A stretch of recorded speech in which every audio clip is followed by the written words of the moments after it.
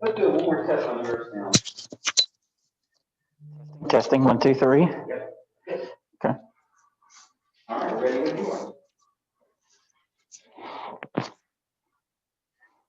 Ready to go? Mm-hmm. Okay.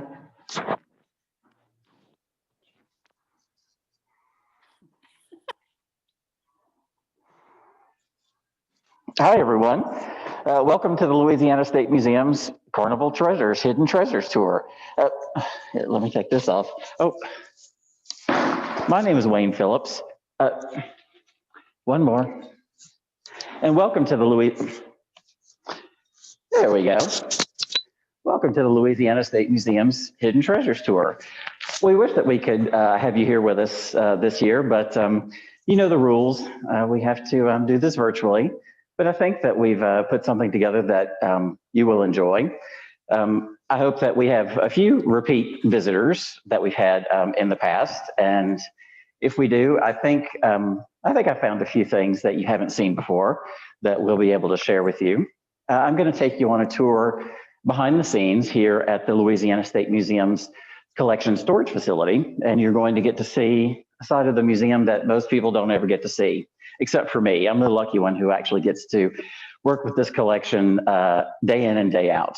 But it's also one of the missions of the museum to make the collection as accessible as we can.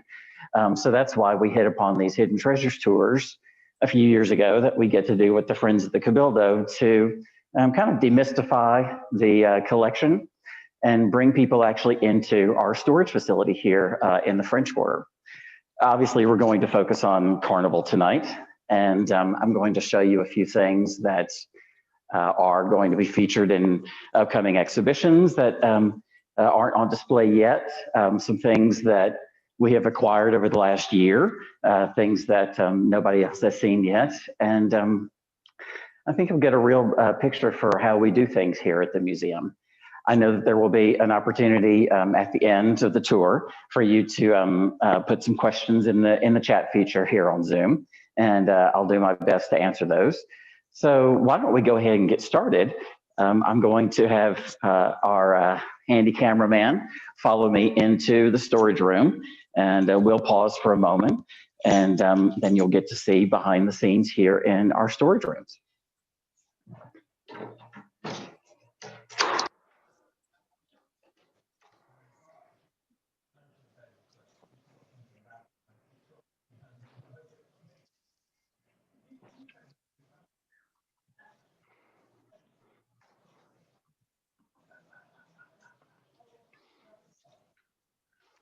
Okay, well, welcome behind the scenes. This is where I am lucky enough to get to work every day, working directly with this amazing Carnival collection that the Louisiana State Museum has always prioritized. And it's a collection that brings me a lot of joy, and I hope that it brings a lot of joy to all of our visitors and all of our constituents, both here in New Orleans and across the state, and all of our visitors who come from all over the world. The Louisiana State Museum was founded in 1906. Actually, the roots of the museum were founded in about 1900, but the legislature officially established the Louisiana State Museum in 1906 as the official state historical museum for Louisiana. And almost from the very beginning, I can document at least by about 1908. The museum was already collecting Carnival materials. So that what that kind of shows me is that Carnival has always been an important part of what we do here at the museum, an important part of what we collect. Now, as the state's historical museum, the official state historical museum for Louisiana, we are a very large institution. Of course, you probably know us best as the Presbytere, the Cabildo, the Old U.S. Mint, the 1850 House, several museums around the state. And we do endeavor to document Carnival statewide. We do have collections documenting Carnival in Baton Rouge and Morgan City and Natchitoches and Shreveport and lots of other cities. We know that there are probably at least 100 cities across the state of Louisiana that celebrate Mardi Gras in some form or fashion. But obviously we're here in New Orleans, where the State Museum is headquartered. So just sort of logically, most of our collection comes from New Orleans. But even within that structure and that restriction, there's an unending variety of materials that we can collect to document the history and tell the stories of Mardi Gras and all the people who celebrate Mardi Gras around the state. Now, one of the things that sets the State Museum apart from other institutions, other historical institutions in New Orleans or in other parts of the state, is that we really are one of the only large museums that collects costumes on a large scale of all sizes and all ages, sometimes brand new costumes from this year or last year. I'm always on the lookout, of course, for old costumes that may come out of attics and closets or may come from foreign countries. I'm waiting on a delivery right now coming all the way from Australia, some carnival materials that originated here in New Orleans, but then ended up overseas. So, these things kind of come from all over the place. But focusing a lot of our attention on costumes, of course, is not as restrictive as it sounds. Naturally, we have an unending variety of avenues that we can pursue to document just the collecting of costumes. And you can see some of the costumes right here where I'm standing. Some of them are quite large. So it actually is sort of a preservation challenge, and it is a big responsibility to collect costumes and preserve them, because when they enter the collection, obviously this is the last step. This is as far as they're ever going to go. They're not going to leave the museum's collection. They will be here forever and ever, as far into the future as we can possibly think. So we have to be very selective about the costumes that we take into the collection and make sure that we can take care of them. But of course, that a lot of costumes are very large, very flamboyant, made of very interesting materials. And actually, this is a very good example right here of a costume that is very unique and is made of some very interesting materials and has a really fantastic story to tell. We know, of course, that every sector of society in New Orleans celebrates Mardi Gras in some way, either together or within their own community. And of course, one of the most vibrant expressions of carnival artistry is Gay Carnival, the Gay Mardi Gras Cruise. And I hope that you all were able to visit the exhibition that we did in the Presbytery last year called Grand Illusions, the history and artistry of Gay Carnival in New Orleans. And if you did, you would have seen this costume. Now, of course, the costume has now been returned to storage. And this also kind of shows you how we have to store costumes. It's actually hanging on a rack, hanging off the floor, so it's not touching the floor. But this is, I think, one of the most interesting costumes that I have taken into the collection in recent years, certainly one of the largest. It is a dragonfly costume. It has a 13-foot wingspan. And it was worn in the year 2000 by a man named Romney Lulu. Now, Romney was king of a crew called Petronius. And the crew of Petronius is the oldest of the Gay Mardi Gras crews here in New Orleans. They had their very first ball in 1962, still active, still going, thank goodness. And Romney wore this costume when he was king of Petronius in 2000. Now, the theme of the ball that year was Carnival in Venice, which, of course, has an unending amount of interpretations that you can use when you're thinking about the beautiful costumes that come from Carnival in Venice. Now, true to form with gay crews, there's always a little bit of satire, a little bit of inversion. And with this costume is a great example of that kind of inversion and that kind of sense of humor that you see in the gay crews a lot. Instead of interpreting Carnival in Venice, Italy, what Romney decided to do is wear this giant dragonfly costume as Carnival in Venice, Louisiana. So if you know where Venice, Louisiana is, you'll know that it's down in the swamps close to the mouth of the Mississippi River. And you're going to see about a zillion dragonflies like this. You're not going to see them, hopefully, quite as big as this one is with this wingspan. But what I love about this costume is the innovative use of materials. It's all hand soldered wire covered with rhinestones and sequins.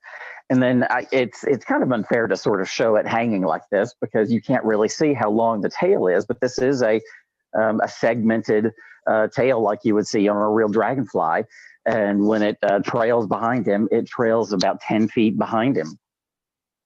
Really kind of an ingenious costume. And poor Romney, he's only about this tall. He's a tiny little guy.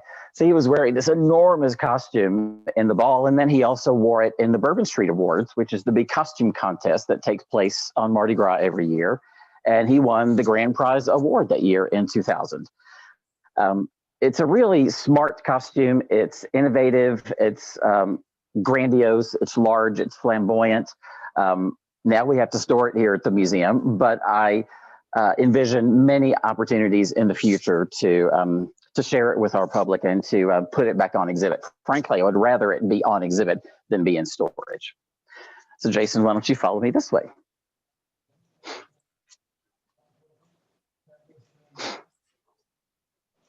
Cool.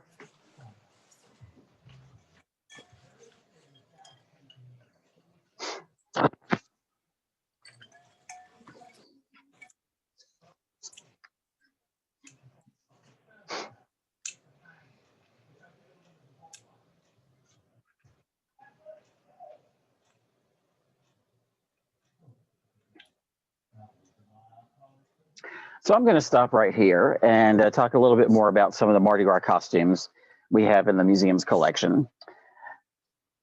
Even though the museum was founded in about 1906, we didn't begin prioritizing collecting costumes for a few years. I think in the early years, there wasn't a level of appreciation yet for the importance of preserving costumes. Obviously, our collection, the collection that I manage as curator of costumes and textiles, includes anything that you can imagine that anybody in Louisiana has ever worn, whether it's day wear, evening wear, children's clothes, military uniforms, outerwear, underwear, supportive wear, accessories, shoes, handbags, just anything that you can imagine that anybody has ever worn. And that is part of the collection that began coming in almost as soon as the museum was founded. But it took about maybe a good 20 years for the museum to get to the point where it dawned on us that costumes were worth preserving, and not just keeping as something fun to have and something fun to try on. Obviously, when costumes come into the museum's collection, they are never worn again. They are preserved as artifacts. But beginning in about the early 1920s, the museum did see finally the value in collecting costumes. And one of the first places, kind of one of the most obvious places to start collecting costumes, was with the Rex organization. Now, if you know about the Rex organization, you know that Rex crowns Carnival and the Queen of Carnival. They have their big parade on Mardi Gras morning every year. And in fact, I'm happy to share with you that we are partnering with the Rex organization to mount a grand exhibition in the Presbytere 1 year from now, opening on January the 29th, 2022, in observation of the crew's 150th anniversary. Now, just kind of think about that for a while. Think about the fact that there is a Mardi Gras crew, a crew that we all know and love, that is about to hit this amazing anniversary, 150 years. And they are actually not even the first crew to hit that. There are already a couple of crews that have hit that anniversary. Carnival, of course, we know, and the celebration of Mardi Gras goes all the way back to the very beginning of the founding of Louisiana in 1699. One of the great ironies of Louisiana history, of course, is that when Iberville and Bienville sort of landed near the mouth of the Mississippi River and they stepped foot onto terra firma, I think it was March the 2nd, 1699. It happened to be Shrove Tuesday, which is what we call Mardi Gras. So Louisiana was literally founded on Mardi Gras. Now in 1699, they were just trying to stay alive after this long overseas voyage down to South Louisiana. So it wasn't cause for celebration. We do know that by about the 1720s, though, probably even a little bit earlier than that, there were celebrations, there was costuming, there was masking in New Orleans. So the celebration, of course, now is well over 300 years old.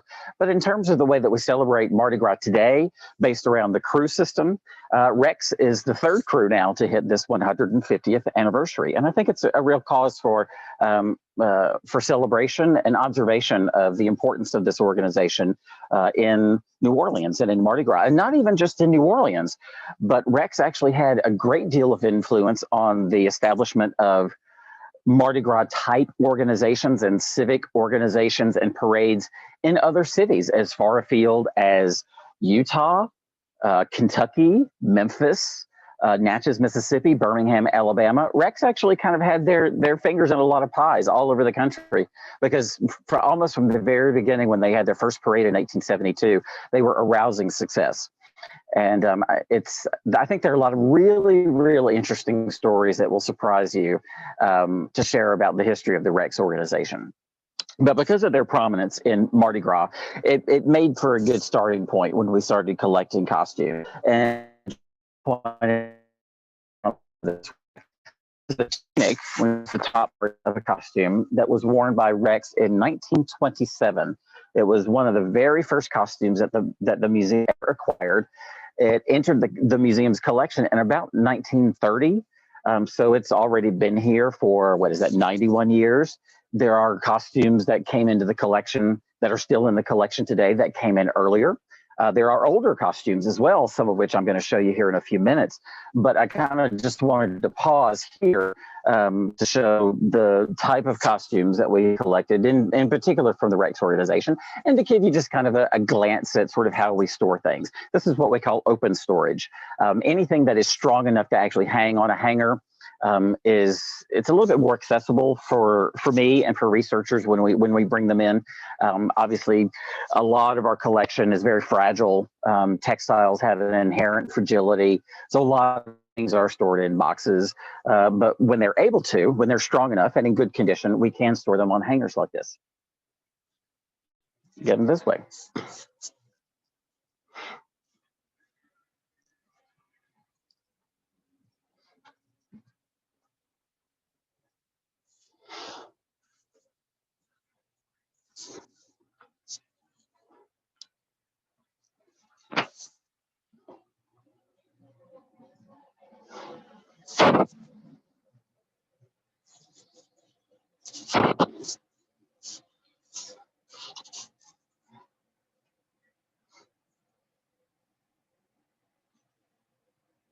Now I'm going to put on my handy dandy nitrile gloves.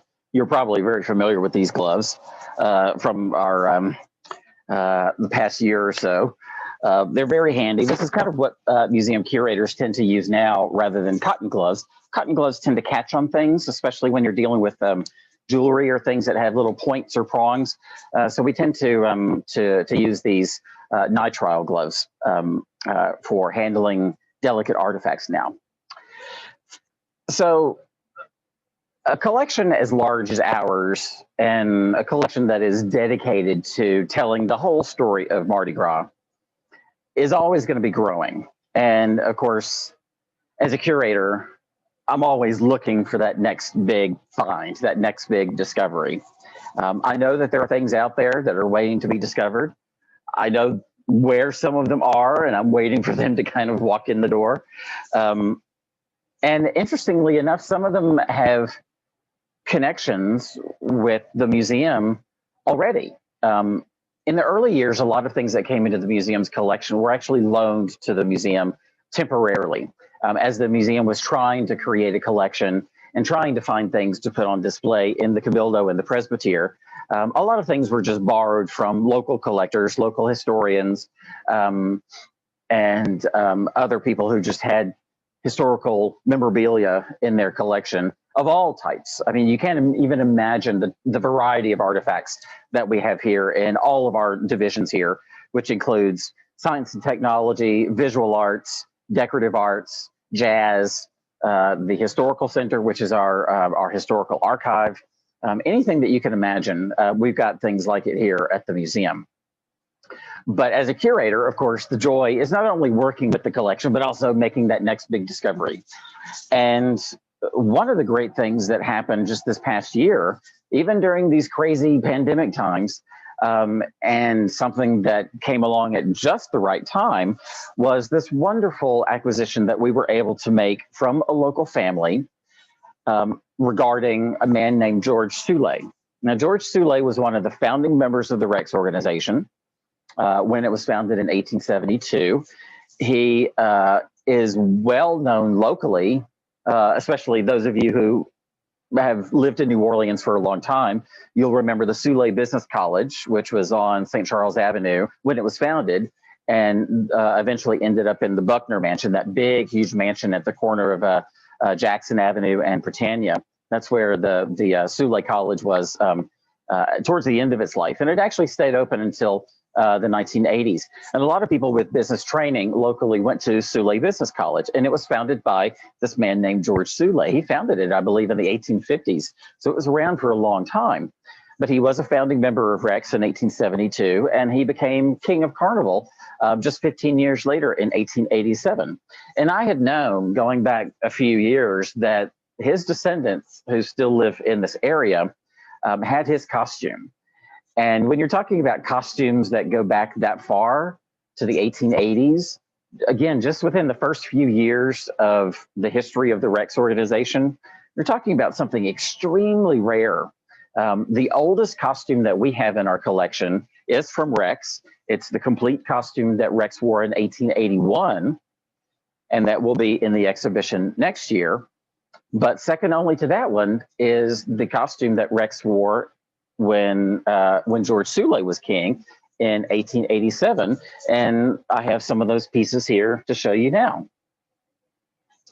So this is Soule's crown, beautiful, beautiful crown, and you can see it has sort of a musical motif on it, and that's because the Rex Parade in 1887 had a kind of an interesting three-part theme. We know that every parade every year has a theme. And in the early years, Rex actually often had multiple themes for their parades. And the parades were sort of cut up into different divisions. In 1887, one of the themes of the parade was music. And in fact, George Soule was called the King of Music. The other divisions in the parade, I think, were about George Washington, and there was another one called Odds and Ends, I think. So it was kind of a varied theme. But George Soule reigned as the King of Music when he was Rex in 1887. And you can see this beautiful crown that he wore, and it has the lyre on it, this beautiful musical instrument that actually goes all the way around on all sides. And in addition to that, we were able to acquire this original photograph of Soule. Now, this is what's called a cabinet card. This photograph is actually on a very hard cardstock, but you can also see, just holding it up to me, you can see the large format of it. And this is an extremely rare photograph of a very early king of Carnival. Again, George Soule in 1887. It has the photographer's name. It was made here at a New Orleans photographer studio. And the interesting thing about collecting photography from the 19th century is that photographs of kings and queens and courts of carnival crews were not appearing in the newspaper yet. It was still sort of considered immodest in a way to have your picture appear in the paper. In fact, there's this old sort of legend about your picture is only ever supposed to appear in the newspaper twice in your life, when you get married and when you die. Well, that eventually changed. And by about the 1910s and 1920s, there were certainly lots of photographs in the newspaper of carnival courts. But at this time, when Soule was Rex in 1887, a photograph like this would have been strictly for private use, would have been a family photograph. And it, again, has stayed in the family all these years. Now, in addition to that, we also were able to acquire his beautiful, beautiful gold pocket watch. I know you can't see it. It's a little bit far away, but it has his initials on it, GF. this lovely walking stick, gold-handled walking stick that was actually given to him by his students at the Soule Business College in gratitude for his leadership. And a really, really rare artifact.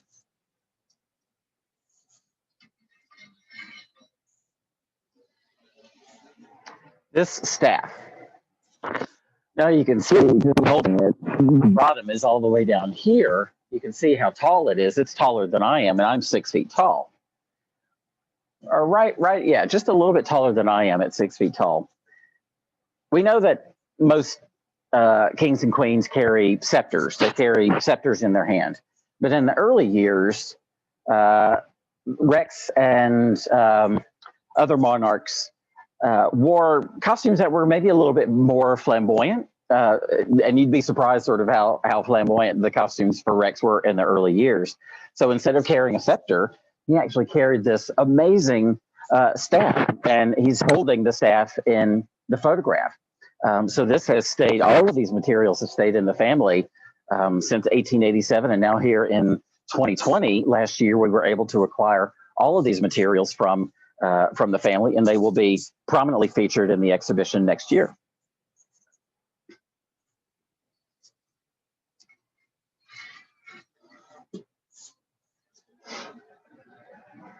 Now, one of the things I love to collect, and it's still out there, and sometimes it's very hard to collect because it is so beautiful and it's so compelling and so representative of elegance and royalty, is the jewelry. So you've seen Soule's crown and you've seen his staff. Well, we also made another acquisition last year that came again from another family. And this family has a really, really interesting story to tell. The very first Mardi Gras organization, the founding grandfather of all Mardi Gras crews, was the Mystic Crew of Comus. They were founded in 1857. They still exist today. And there have been, I think in, 160 something years, there have been 2 instances over that long period of time where there have been 3 generations of women, all in the same family, who have been queen. The grandmother, the mother, and then the daughter. And we were able to acquire a collection of jewels from a family last year that had 3 generations of Comus queens in their family. Now, I'm going to try to hold this up. It's a little fragile, but I want you to see it.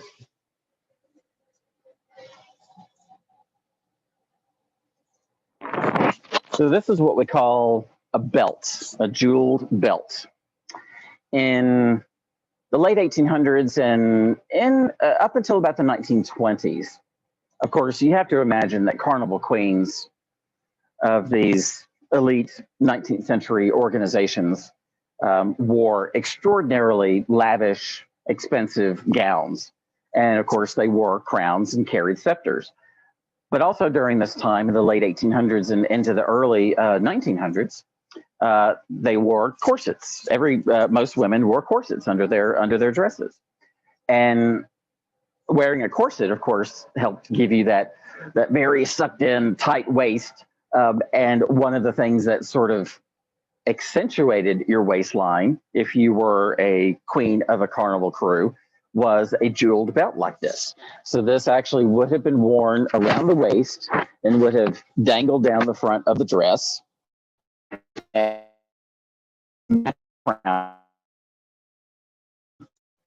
And probably was made in Paris. And I'm going to talk a little bit more about that here in just a minute. Now, this woman who was queen, this is from the year 1900. So this is the first woman in this family to be Queen of Comus. Now, she was also queen of another crew. And that's not terribly uncommon, less common now than it used to be. There are a lot more crews than there used to be. But we were also able to acquire this jeweled belt. Now, look how tiny this is. And this is the part that I'm holding in my hands. This is the part that went around her waist. Very, very small, tightly corseted dress. She was queen of a crew called Consus. Now, Consus is one of the many, many Mardi Gras crews that has come and gone. In fact, they were only around for about 10 years They were founded in the late 1890s, folded by about 1906 or so. They were a society organization. Several of the young women who were queens of other crews around that same time might have been in the consus court. But for a variety of reasons, the crew folded after only about 10 years. There are probably more crews that have come and gone than there are crews in existence today. I believe the city allows for, I want to say 35 parade permits every year. We think that there are about 100 different Mardi Gras crew type organizations that have a ball. Only 35 of them in the city have a parade. So, you know, that's about 100 crews that exist today. But there have been probably that many and more that were founded and became defunct. And Consus was one of the very early ones. Now, this is also the little crown that she wore. And you may think that it's very, very small, and you'd be right. But the style of the time was for women to, of course, wear their hair up in a little bun. So the crown actually sat on top of the bun on her head, and this little comb that dangles from the bottom of it, of course, was inserted into the bun in her hair to hold it in place. I mean, again, this is extremely, extremely rare.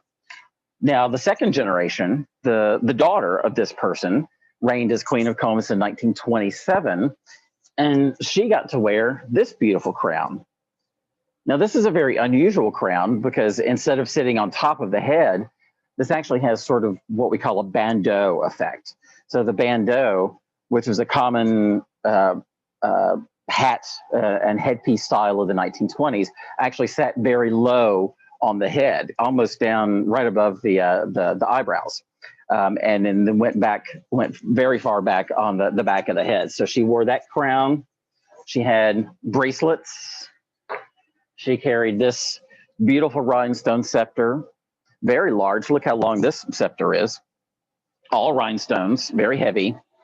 And she wore this really very flamboyant necklace. I mean, this necklace is very unusual. It's actually almost like a cage. You can see it's not very flexible at all. This is very unusual, but it has these big hooks on the back that hook into the loops and would have actually dangled almost down, down the front of her dress rather than just going around the neck. So these actually just came from the family just this past year in 2020. We were very excited to be able to acquire these.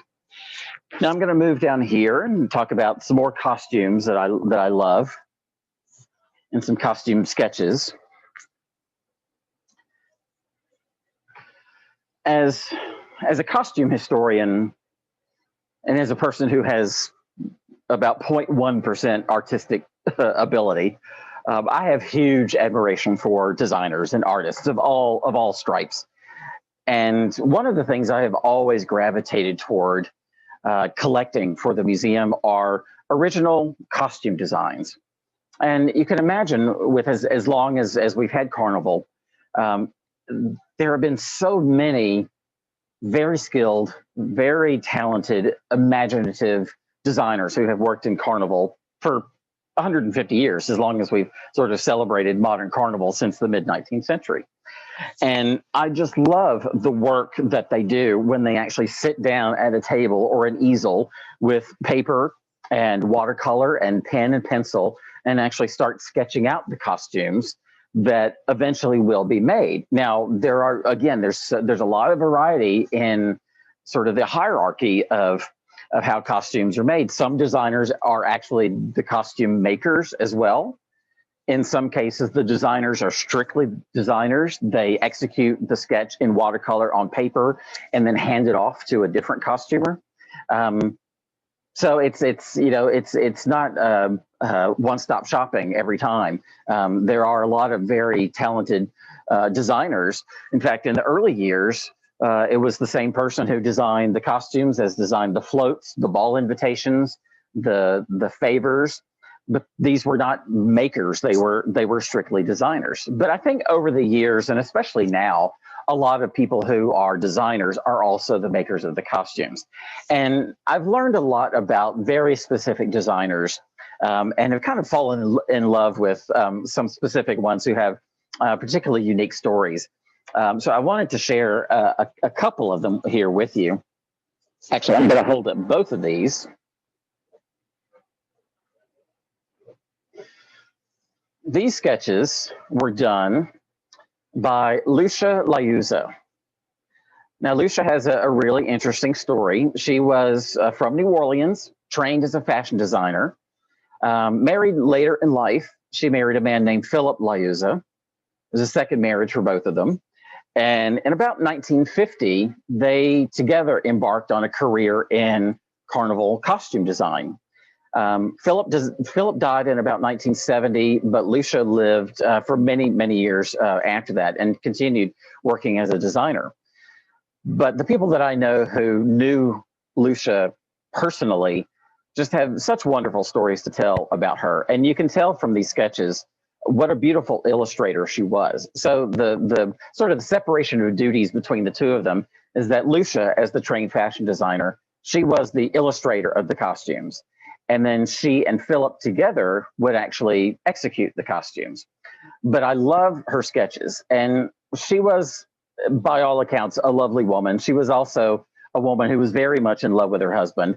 And you may be able to tell that she always signed her sketches with both of their names. So it was Lucia and Philip Liuzzo, even though the sketch itself was strictly the work of Lucia.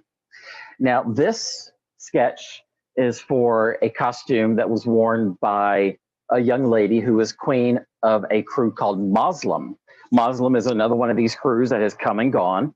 The membership of Moslem was interesting. It actually was made up of Shriners. So the Shriners organization in New Orleans in about the 1930s actually formed a Mardi Gras crew, and they called it the Crew of Moslem. Now, the Crew of Moslem was well known. They did not parade. They only had a ball, but the costumes, the royalty costumes, and the court costumes in Moslem were known to be particularly lavish. And you can see that from this sketch. This is from about 1959. I think the ball had sort of a space theme. So the queen was the Queen of Mars. And this costume sketch came into the museum's collection in 2011. Now, just last year in 2020, this costume sketch suddenly appeared. When this costume sketch came in 2011, it was donated by, and this shows you where these things come from. They come from very strange places. This sketch was donated by a woman whose husband bought a house to renovate, and he found the sketch in the house with a collection of other sketches. And she knew how beautiful it was. She knew how important it was to preserve them. So she donated this collection of about, I think, 6 or 7 sketches to the museum. That was 2011. Now, this sketch came into the collection just this past year in 2020.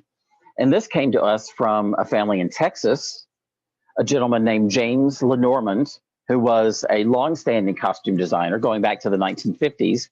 He retired and lives near family in north of Dallas, Texas. And his daughter emailed me last year to let me know that not only did she have a collection of his sketches that he had worked on, that he had done as a costume designer here in New Orleans, but he had also collected a lot of sketches from other designers, many of whom he worked with closely.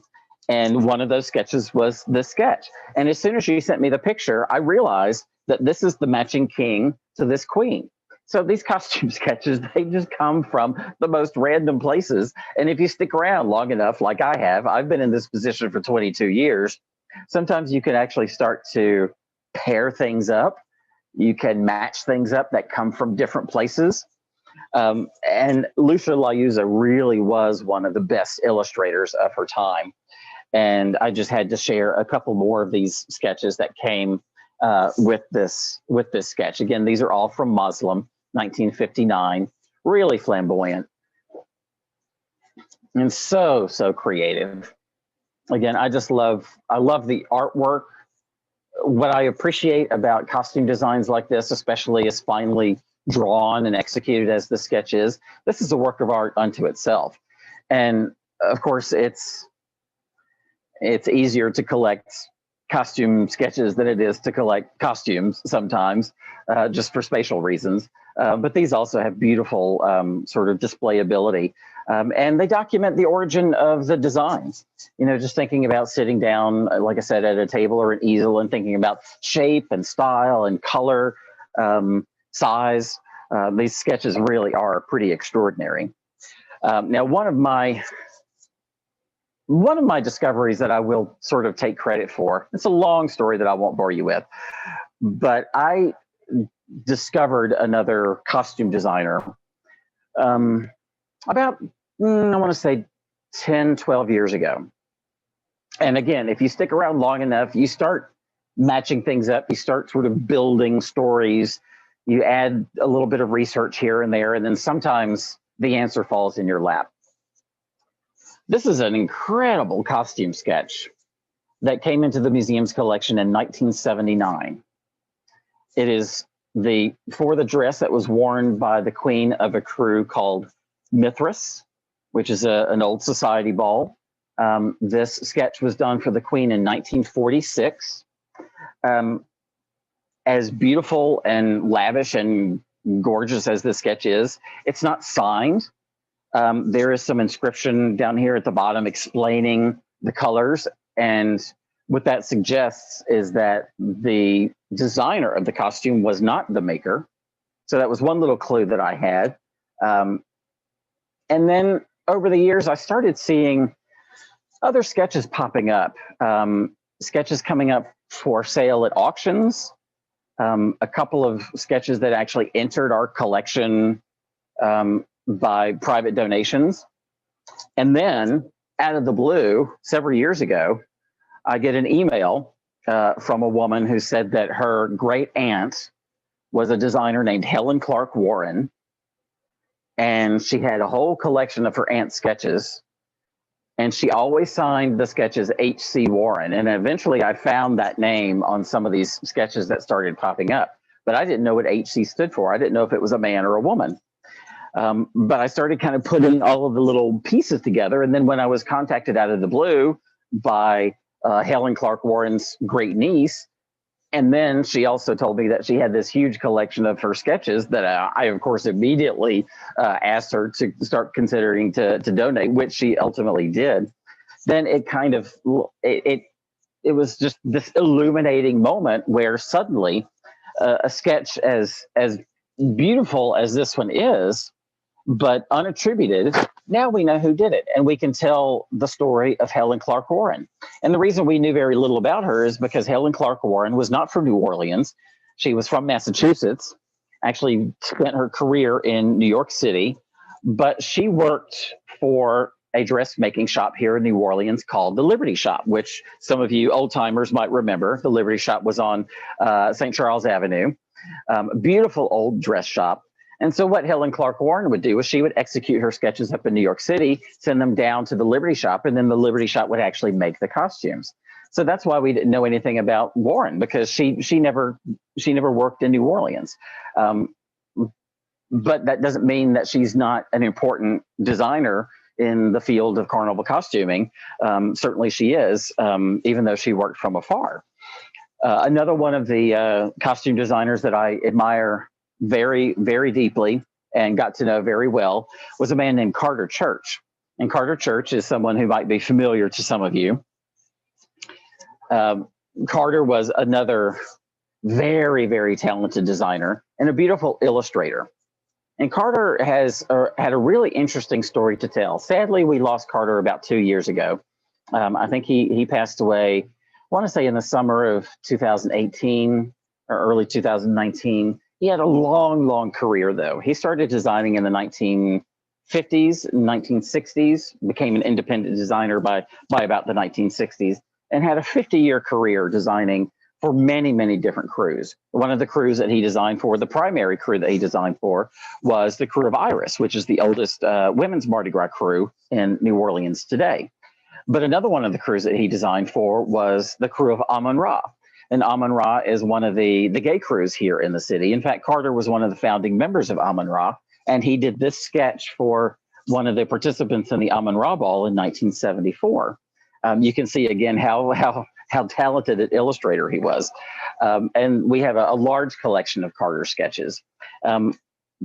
The story of Gay Carnival is very important to tell, and happily there's a book that was published in 2017 called Unveiling the Muse, the lost history of Gay Carnival in New Orleans, that I encourage you to pick up. It's a real important contribution to Carnival scholarship.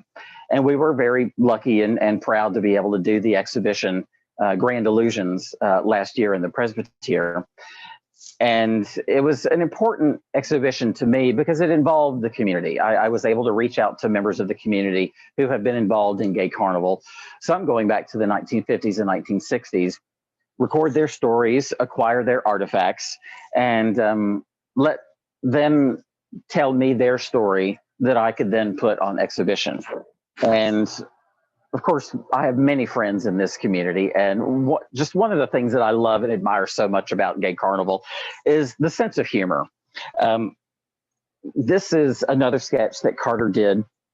This is for 1971, the Amun-Ra Ball of 1971. He dated the sketch in 1970, but it was for the 1971 ball. And the theme of the ball that year was Louisiana on Parade. So everybody participating in the ball in costume was dressed as a different festival. And this was the Crayfish Queen. This was a drag costume. So this is a man actually in this costume. So I just love this sense of humor.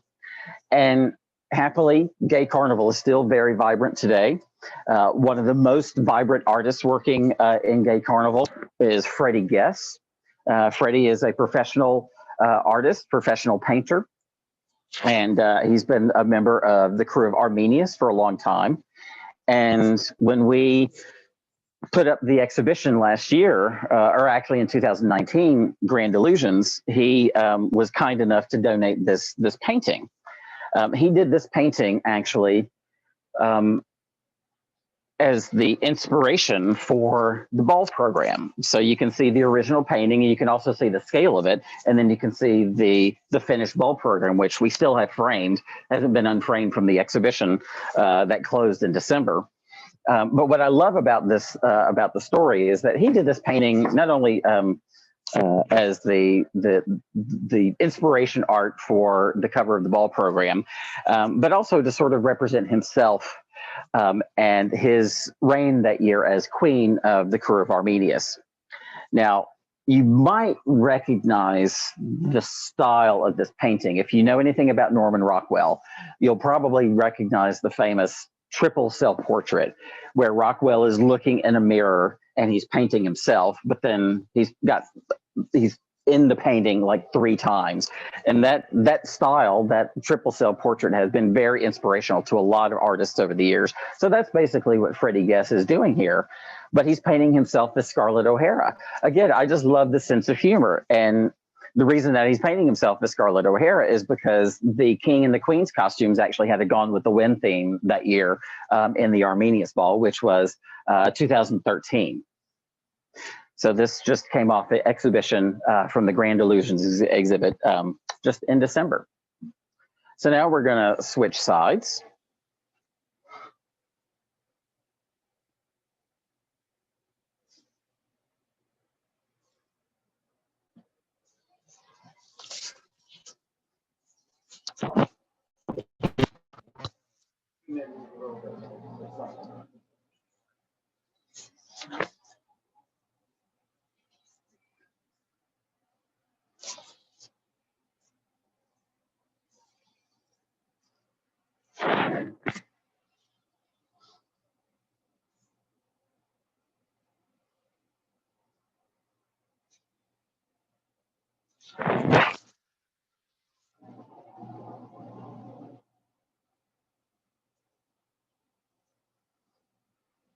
Tell you what, I'll go down here and stand here for a minute.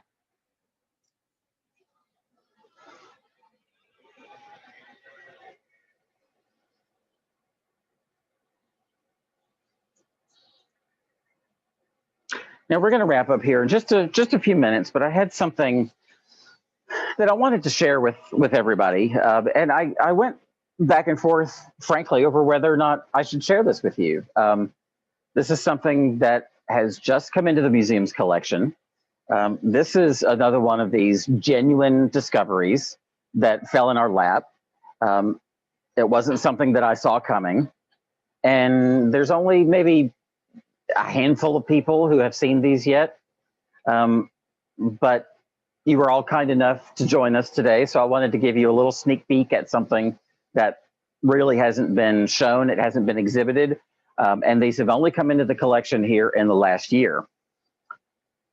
I think you understand how a lot of discoveries are still out there to be made. You know, Mardi Gras is 300 years old in some form or fashion. So we don't know everything. We think we do. There's a lot that has been written about Carnival, but there are still discoveries to be made. And of course, as a curator, that's one of my great joys, is either making that discovery, or in some cases, like I explained with some of these costume sketches, waiting for these discoveries to literally fall in your lap. I always say I love answering the telephone, and that's not something that a lot of people do, but I love answering my telephone because I never know what it's going to be. It could be that person calling from the other side of the world with this great key to unlocking some mystery that we have never been able to solve. And actually, one of these mysteries that we have never been able to solve, but we can say now has been solved, is the origin of the jewelry that was made for organizations like Rex in the late 1800s. Now, there's been a lot written about costume design and float design, ball invitations, ball favors. We know a lot about the artists, thanks in particular to historians like Henri Schindler, who has been such a mentor to me and has written so much about the art of Mardi Gras and has finally given a lot of artists their due. But one of the mysteries that even he wasn't able to solve, nobody knew, and we weren't able to solve until it literally showed up in an email a couple of years ago, was where the jewelry came from. The kings and queens, crowns and scepters, and the girdles and the bracelets and the belts and the earrings and all of these things. There's a lot of these things that still exist. We have a lot of them here in the museum's collection, but we just didn't know very much, really anything almost, about where they came from. We always have known that they came from Paris. That's always been sort of the go-to history. Well, you know, my grandmother's jewels were made in Paris. Yeah, well, it's a nice thing to say, but you know, we didn't really have any proof.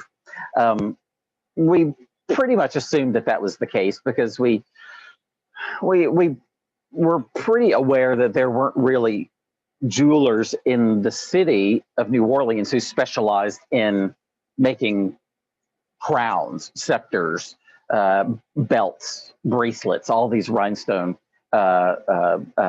artificial jewels. There were a lot of great jewelers in New Orleans, but they didn't work in this particular field. And then a couple of years ago, out of the blue, just fell into my lap, I get an email from a gentleman in Germany, of all places, who is one of the big collectors of jewelry designs in Europe. He has tens of thousands of jewelry designs, Cartier, Tiffany, all of the European jewelers, the American jewelers, high-end jewelers like Cartier, but also costume jewelers, theatrical jewelers. He doesn't collect the jewelry, he collects the sketches, the designs. Just like I was talking about how I love to collect the costume sketches, this gentleman in Germany collects the artwork, the designs on paper for the finished jewels. And he told me that he had acquired at auction a collection of sketches that actually took him a while to realize were not for European customers. These were the sketches for the original jewels that were worn by the kings and queens of Mardi Gras in New Orleans. And he started sending me pictures, and my mind was just blown because nobody had ever seen these sketches before. And not only did he have a collection of dozens of these sketches, but he also knew the name of the jeweler. It's a name that is not in, well known today. The name is Leblanc Granger, which is just a prominent jewelry firm in Paris. They were very prominent, in fact, in the 1800s. They won a lot of awards, gold awards and silver awards at the World Expositions in Europe. They did a lot of work for the Paris Opera. They designed jewelry for Sarah Bernhardt, the great actress, when she appeared in European productions. A lot of very well-known theatrical performers wore the jewelry made by this firm called Leblanc Granger in Paris. They were founded in the 1820s, and the sketches that this gentleman in Germany had acquired dated back to about the 1890s. So using some connections, kind of building a little bit of funding, I was able to start acquiring some of these sketches from him. And he's been very nice. He's been holding them for us. He's a collector, so he's selling them. He's not giving them away, but he's made them fairly affordable to us. And he's holding on to them when I can sort of, assemble some funding, I'm able to acquire some of these things. But what was really particularly exciting is that not only had nobody ever seen these sketches before, not only did nobody know the name of this jeweler before, but in fact, we had some of the original jewelry in our collection that he had the sketches for. So I wanted to show you some of these amazing sketches. They're not incredible works of art like the costume sketches, but you have to remember that this is the original sketch. This is the original designer's sketch for this particular jewel. And the reason I wanted to share this one with you is because this is the sketch for the crown that was worn by Lois Janvier, who was Queen of Carnival in 1912. Lois actually donated her jewels to the museum in 1912, the year that she wore them. They were the first Carnival jewels the museum ever acquired. Of course, they're still here. And now we have some of the sketches for Lois's jewelry. Again, these aren't beautiful finished works of art. They are the working sketches. In fact, you can see how they've been folded a number of times. If you hold them up to the light, you can actually see little pinholes in them, which is how the design was transferred to another piece of paper by pushing pinholes through the design, powdering the sketch on one side, and then the powder would transfer to another piece of paper. So if you hold them up to the light, you can see the pinholes in these amazing sketches. What we were able to do, and what I'm able to do for you today, is show you some of the sketches and some of the jewelry. Here's a very good example, a really beautiful example. Again, look at the shape and the format of this particular sketch. It's life size. It's full size. This is the sketch for the scepter that was carried by the Queen of the crew of Proteus in 1913. And again, you can't tell, but if you held it up to the light, you can see the pinholes in it. You can see how the design was transferred to another piece of paper. And then here is the scepter. I would hold up the two pieces together, but you can tell that the sketch is kind of fragile. But it's just an extraordinary opportunity to be able to reunite the sketch with the jewelry. Here's another good example. If you know anything about Rex, you'll know that the members of Rex wear what we call ducal badges. This is sort of their membership badge that they wear every year. And the appearance of this sketch in this collection in Germany confirmed for us that not only was this firm in Paris making the crown jewels, but was also responsible for the ducal badges. So this is the ducal badge from 1912. And then here is the badge itself. So let me try to hold this up together so you can see the two together here. And this is something, like I said, that has never been seen before here in New Orleans. Such an exciting acquisition, such an exciting discovery. And a lot of these will be exhibited next year in the Rex exhibition that we're going to do, because a lot of these jewels actually do document the Rex organization itself. Wanted to show a few things because I know that there are some people watching who will have connections to these sketches. This is the set of jewelry that was worn by the Queen of Carnival in 1908. Her name was Elizabeth McGuinness. Beautiful sketch, very detailed. And it has the necklace, one of the bracelets, and then the brooch. Down here is the set of jewels worn by the Queen of Proteus in 1912. So I'm going to show you the sketch for the crown. And then I can show you the crown. I don't know if you want to try to tilt down there so you can actually see them together.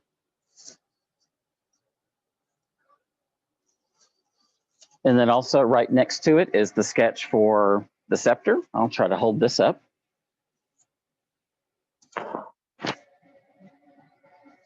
And then the scepter.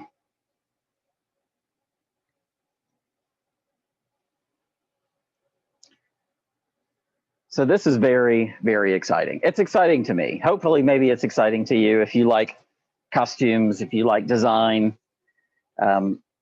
You'll be hearing a lot more about this collection in the months to come. A lot of it will be in the exhibition next year, the Rex exhibition, at least the Rex pieces will. And we're also in the early stages of redoing our entire permanent Mardi Gras exhibition in the Presbytere. I wanted to finish now, and I wanted to talk about something that is particularly in our pop culture consciousness right now.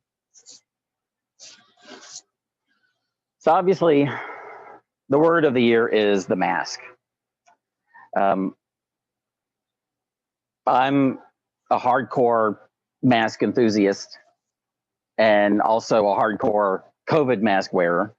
I thank everybody who is thoughtful enough to wear masks the way that they should.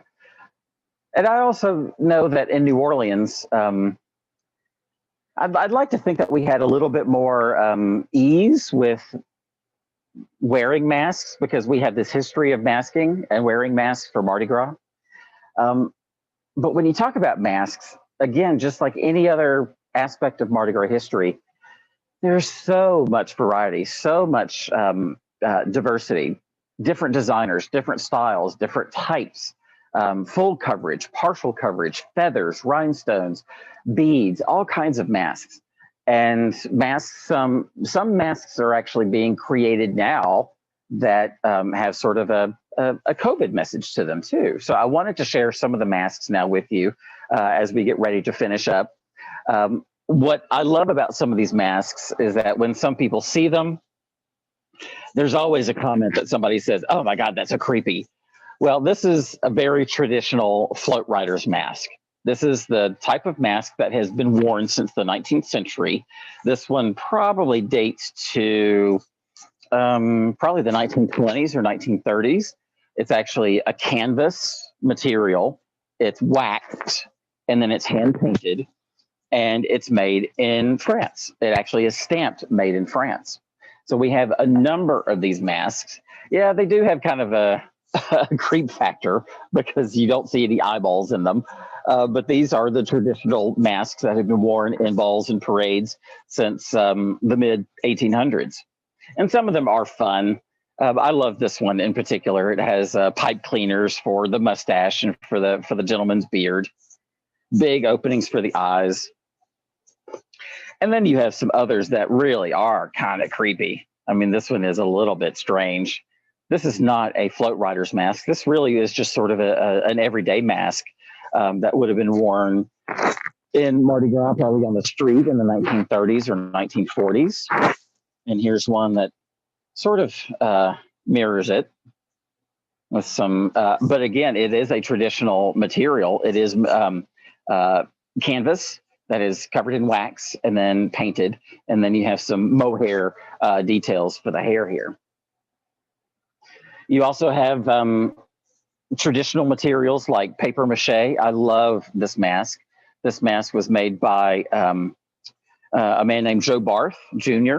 And those of you who have been in New Orleans, particularly in the parade world, the float building world, you probably know the Barth brothers.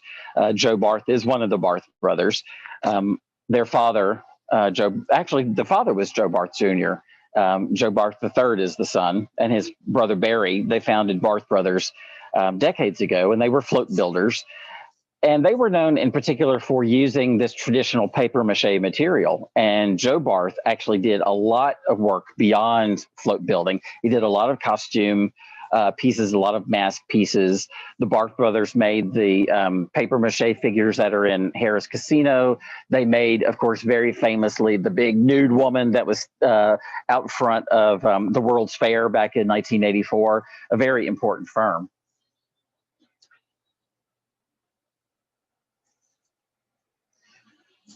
Some of you may remember a mask maker named Mike Stark.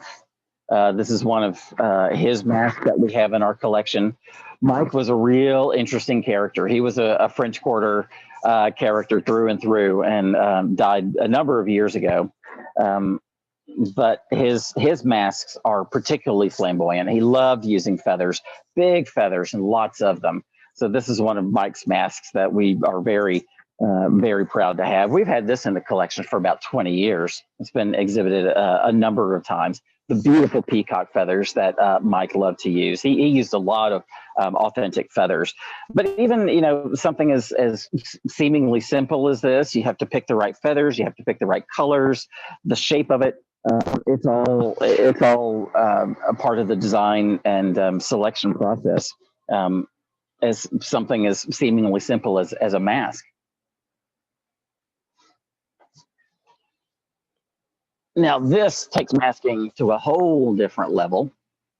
And I wanted to share this with you because I wanted to make sure you're aware of the exhibition that opens in the Presbytere this weekend. It actually opens on Saturday. That's called Mystery in Motion, African American Spirituality and Masking in Mardi Gras. And there will be a lot of Mardi Gras Indian suits in that particular exhibition. We're very proud to partner with Kim Vaz DeVille and Ron Bachet, who both teach at Xavier University. They are curating the exhibition for us, and it's going to focus very heavily on aspects of spirituality and even mysticism in Black Indian masking. And parts of this particular costume will be on exhibition. This costume, or this suit actually, was made and worn by Donald Harrison Jr. He is the big chief of the Guardians of the Flame Mardi Gras Indian tribe. And the reason that I wanted to pull this out is because he actually does call this a mask. You can see that it has the cutout in the middle where his face would go, which is a little bit different from how a lot of Indians have made their headpieces. A lot of times the faces are actually not covered. And in fact, the headpieces are often called crowns because they really do kind of sit on the head. But Donald Harrison and just a couple of other big chiefs who design Mardi Gras Indian suits, they have sort of evolved into this masking style that actually does cover the face quite a lot. And I just love the materials that he uses. Cowrie shells, very large rhinestones, lots and lots of beads, even a tiny little bit of fur down here, beautiful feathers, again, all handmade. And we have the entire suit that this goes with, beautiful yellow suit. And parts of the suit will be on exhibition in Mystery in Motion. Now, I wanted to finish up by sharing a couple of very special masks that really do address the pandemic directly. One of my very good friends, someone I adore, is my friend Jenny Campbell. Jenny is a costume designer here in New Orleans, extraordinarily talented, imaginative, innovative, uses materials that you would never expect would be used in carnival costumes. She has been the chief designer for the captain of the crew of Iris for several years now and makes these incredible costumes for the captain of Iris. And they have a great working relationship. And Jenny has a very, very specific style. She's unafraid of size and feathers and colors and again, innovative use of materials. Now, Jenny last year was one of these brave craftspeople who, in the beginning of the pandemic, stepped forward and used her skills as a costume designer and made hundreds and hundreds of masks, plain masks for frontline workers, medical staff. Also made masks last summer for Black Lives Matter demonstrators here in the city. And she also decided to sort of address COVID in some masks that she made as pure art. And that's kind of what I wanted to finish on today. And she donated this collection of masks to us last year because when I saw them, she made them for an art show up in Delaware. Jenny is originally from Baltimore, but has lived here in New Orleans for many years. But she was invited to submit some mask designs, some special mask designs for an art show in Delaware last year. And she sent these masks up, and they were in the show. And then when she came back, I asked them if she would donate them to the museum. And the masks that she made, they're so unique and so special, and they have such a great message behind them. In fact, when she donated them, I asked her to give me a little brief message, a little brief sentence or two about each mask and what her inspiration was behind them. So I wanted to share that with you, and I wanted to share the masks with you. This is the first one. This mask is called I'll Fly Away. It's made from aluminum flashing, sequins, cotton, and elastic.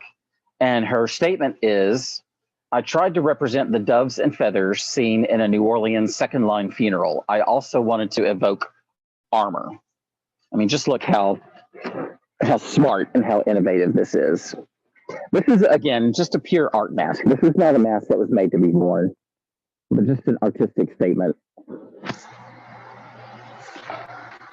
My favorite of her masks, and this mask, this just speaks to me so strongly, and I think it'll speak to you too. This mask is called Karen Needs a Haircut. And here's the message behind this one. It's made of sequins, organza, cotton, elastic, and wire. And the message is fire-breathing Karens putting everyone at risk for their own selfishness. The teeth were a must to represent the stereotypical idiot. So I just love the humorous message behind this. When I saw it, it just screamed at me how creative and how funny and how special and how sort of on point it is with this fire-breathing Karen. I really feel sorry for my friends who actually are named Karen because that name has such terrible connotations now. Maybe that'll wear off after a few years, but I just love this mask. The next one really has a poignant message behind it. And this one, again, was one that really spoke to me and kind of touched me very deeply. So this one is called Who I Wear a Mask For. It's made out of glass and acrylic mirrors. And her statement is to reflect back to the person looking who we all wear a mask for. Also to hold a mirror up to those that don't.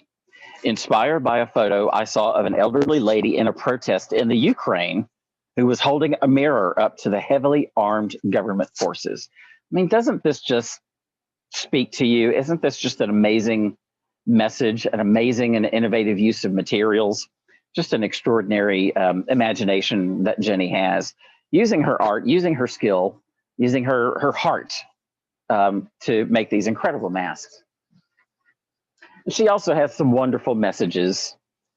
This one is called Rebirth, made of sequins, rhinestones, paper, cotton, and elastic. And her message is hope, determination, strength, understanding, patience, compassion, resilience, friendships, love, all the things we haven't lost during the pandemic.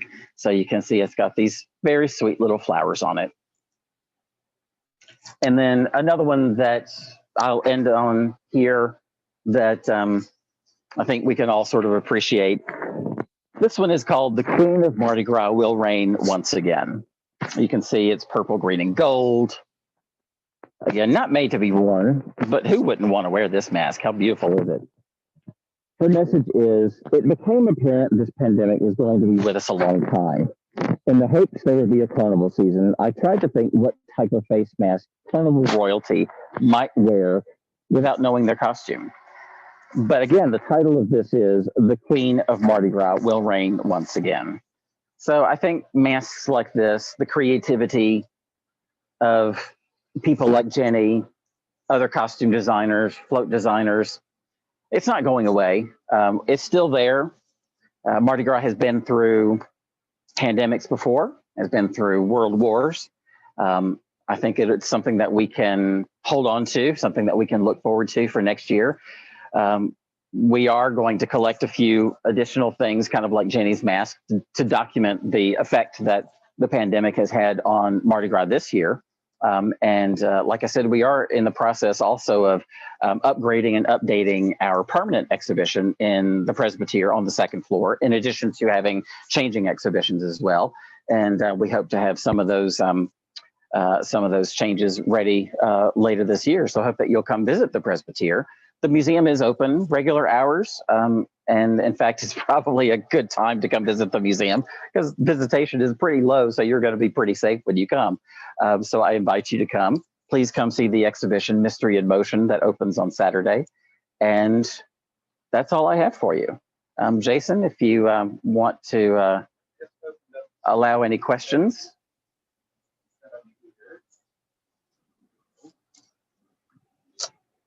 Are there any websites or books about the greatest costume designers in the world? Oh, absolutely.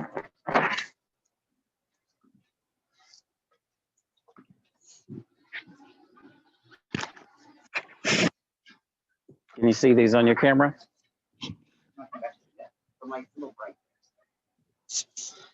So I mentioned Henri Schindler. Henri Schindler is my great mentor. Henri Schindler is not only a designer who has worked for organizations like Rex and the crew of Endymion and many, many other crews, but he's also an extraordinary writer and historian. And he wrote a series of books called Mardi Gras Treasures.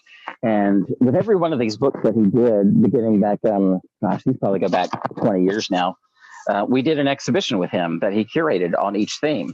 So here's one that he did on costume designs of the Golden Age. So his research is always focused on the late 19th and early 20th century. And then this is one on jewelry of the Golden Age. These are still in print, still easily accessible from any bookseller. So these are definitely, if you really want to know about the designers of the Golden Age, the late 19th and early 20th century designers, a couple of the ones that I mentioned, but many, many others, then these are definitely the books to pick up.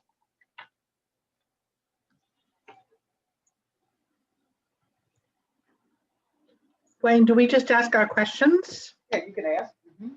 Thank you. First of all, it's very nice meeting you. It was very fortunate that your timing and my timing worked out so well. I have a question about how you handle the jewelry that comes to you. Are you able to find someone in New Orleans, or can you do the repairs that are needed on some of the older jewels that you get? Well, with the jewelry, that's actually a very good question. As beautiful as this jewelry is, the materials are actually pretty fragile. The base metal might surprise you. The base metal of a lot of this jewelry is copper, and then it's plated with either sort of a low-grade silver plating, sometimes gold plating. But because it has this sort of composite metal material that is the base metal for it, it does tend to be very fragile, and it can break very easily, and that has happened with some of the crowns and scepters in our collection. I, as a curator, do not undertake any repair or restoration whatsoever. That is not in my wheelhouse. That is not anything that I have any skill or experience doing. We have, in preparation for the Rex exhibition next year, we have already undertaken some restoration projects for some early jewels, crowns, and scepters in our collection. And we sent them to a woman in Baton Rouge. Her name is Susie Anders. and Susie owns an art conservation studio. And Susie is a conservator that we call an objects conservator. You know, conservators in private practice, they always specialize in a certain media, whether it's textiles, paintings, paper. But Susie is a little bit more of a generalist. She can do metal, she can do wood, she can do a variety of materials. And we have sent a couple of broken crowns to her just here in the last year or so in Baton Rouge, and she has done an extraordinary job. Now, what you cannot do with jewelry is resolder it. The solder that is used today is not the same kind of solder that would have been used 100 years ago when these jewels were made. So this is not the kind of repair that you can undertake on your own. It is something that a conservator, and not even in some cases a jeweler, would be able to do it, but a conservator who works with fragile antique materials is the only kind of person that we would ever trust to undertake any repair on jewelry. How about missing rhinestones? Oh, missing rhinestones. That is part of the restoration project. Yes, rhinestones do fall out of crowns and scepters and necklaces and everything else. That is a part of the restoration when it's possible, because whenever we replace missing stones, we always want to make sure that they're the same cut, the same color, the same size. You don't want to stick anything in there that doesn't belong and doesn't look like the other stones around it. And fortunately, conservators like Susie have resources that the general public just has no clue about. So the work that Susie has already done has taken advantage of some of her resources, and she is able to source antique rhinestones. In fact, the large 1887 Rex staff that George Soule carried, it's missing some red stones. So we're going to send that to Susie here in the next few months. And she's going to have to go on a great hunt to find just exactly the right color, cut, and shape of red rhinestones. It's not going to be easy, but conservators have sources that the rest of us have just no idea about. Question about participation in Mardi Gras after the Civil War. The people who participated in Mardi Gras during Reconstruction, were they former plantation owners or merchant class or both, and were African Americans involved during that time as well? Well, we certainly know that the founders of Mardi Gras crews like Comus, Momus, Proteus, in many cases they were old families, they were plantation owners, and that's not universally the case. And that's something that I hope that we'll be able to impart next year when we do the exhibition on Rex. Rex actually kind of came from a different approach. In fact, it might surprise you to know that most of the men who founded the Rex organization were not from New Orleans. Many of the kings, even kings that are still kings of Carnival today for the Rex organization, many of them are not from New Orleans. But it is true that some of the people who founded, some of the men who founded the organizations in the early years. Now you have to realize Comus was founded in 1857. So that was actually before the Civil War. That was the only crew that was founded before the Civil War. The next one came along in 1870, and then Rex came along in 1872. Momus came along in late 1872. Proteus was in 1882. So yes, these were owners of plantations in some cases, but they were also bankers, lawyers, doctors, business owners of all kinds. There was no opportunity, of course, for African Americans to participate in any kind of formal carnival, really until the late 1890s. There's this wonderful, very important organization that some of you may know called the Original Illinois Club. And the Original Illinois Club was founded in about 1895 by a dance instructor from Chicago named Wiley Knight. And Wiley came to New Orleans, and he wanted to create a Mardi Gras organization that allowed African Americans to sort of participate in formal carnival. So he created this Mardi Gras crew called the Original Illinois Club. And then, of course, the great organization that we know very well, the Zulu Social Aid and Pleasure Club, They were founded in about 1909, 1910, and were a fairly small organization for many decades, but here in the last 50 years have grown to be one of the most respected and important Mardi Gras crews in the city. But of course, they weren't founded until into the 20th century. That's all we have for questions. So I'm going to hand back by. Great. Thank you so much for everybody participating. Great. Well, I just stress to all of you, remember the rules, remember washing your hands, remember your social distancing, and remember to wear your mask. Happy Mardi Gras, everybody.